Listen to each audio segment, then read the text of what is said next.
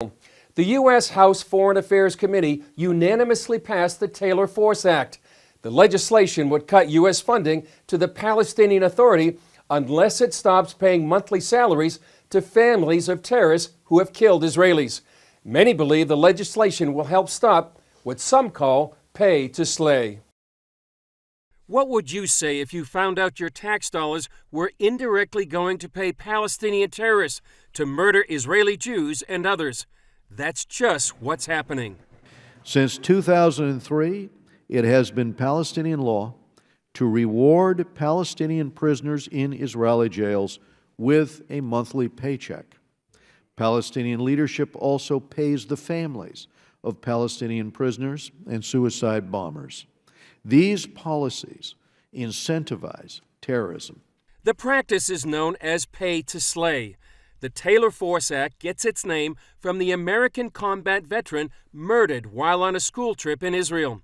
The 21-year-old terrorist behind the brutal stabbing of Force was killed by police, but he was praised by the Palestinian Authority government and his family given lifelong financial compensation. Kinds of compensation include pension for life, triple the average salary in Palestinian areas, free tuition, health insurance, and a clothing allowance for life, and a free monthly stipend. And that's where this current legislation draws the line. Congressman Ed Royce, chairman of the House Foreign Affairs Committee, says stopping that practice, courtesy of $300 million U.S. tax dollars every year, is what's behind the Taylor Force Act. With this legislation, we are forcing the PA to choose between U.S. assistance and these morally reprehensible policies. Despite earlier pressure from Congress to stop these payments, the Palestinian Authority has actually increased the amount paid to terrorists whom they consider martyrs. The payments are on a sliding scale. The more successful the attack, the bigger the payout.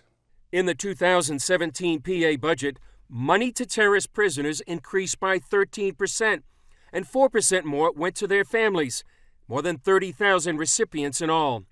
This year, direct funding of terrorism has reached $355 million, and yet the PA is largely funded by U.S. taxpayer dollars.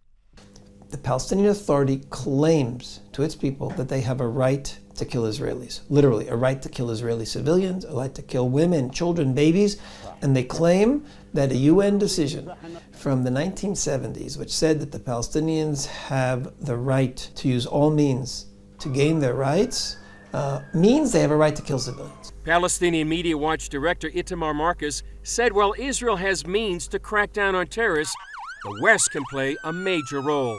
The Palestinian Authority is so dependent on foreign aid. The United States gives them foreign aid. The European Union gives them foreign aid. Most of the Western European countries give them. They have the power to stop this. The House Foreign Affairs Committee passage of the Taylor Force Act aims to do just that. The measures are expected to pass the full House and go on to the Senate.